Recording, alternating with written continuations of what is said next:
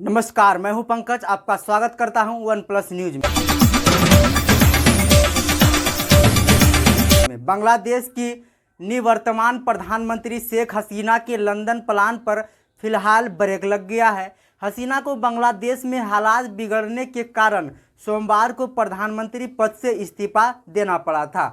उन्होंने सुरक्षा की चिंता में बांग्लादेश छोड़ दिया और तुरंत भारत आ गई।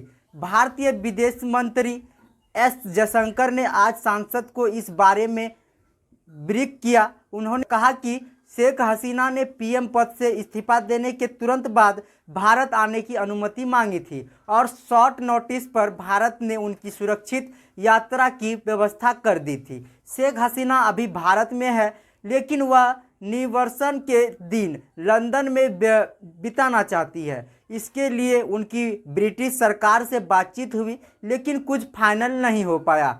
दरअसल ब्रिटिश सरकार ने शेख हसीना को किसी भी तरह का कानूनी सुरक्षा देने से इनकार कर दिया। ब्रिटिश सरकार ने शेख हसीना से कहा कि अगर उनके खिलाफ कोई कानूनी कार्रवाई होती है तो ब्रिटिश उनका बचाव नहीं करेंगे।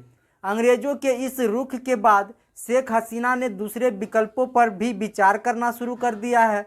इधर भारत ने शेख हसीना को हर संभव सहायता का भरोसा दिया है। विदेश मंत्री एस जयशंकर ने आज सर्वदलीय बैठक में बताया कि हसीना बांग्लादेश के घटनाक्रम से सदमे में है। हिडन एयरबेस पर उनका प्लेन उतरने के बाद उन्हें सुरक्षित स्थान पर ठहराया गया है। सब कुछ प्लानिंग के अनुसार होता तो शेख हसीना लंदन के लिए उड़ान भर चुकी होती, लेकिन अब कम से कम 2 दिन तक उनके भारत में ही रहना होगा। 2 दिन के बाद स्पष्ट हो पाएगी कि लंदन जाएगी भी या नहीं। अगर उन्होंने लंदन नहीं जाने का फैसला किया तो संभव है कि वह किसी दूसरे देश में शरण ले। फिलहाल बांग्लादेश की पूर्व पीएम गाजियाबाद में ही मौजूद है। कई रिपोर्ट्स में दावा किया जा रहा है कि शेख हसीना हिडन एयरबेस से दिल्ली जाएगी और इसके बाद लंदन रवाना हो सकती है। हालांकि अभी तक कुछ भी कंफर्म नहीं हो पाया है शेख हसीना किस देश में शरण लेगी।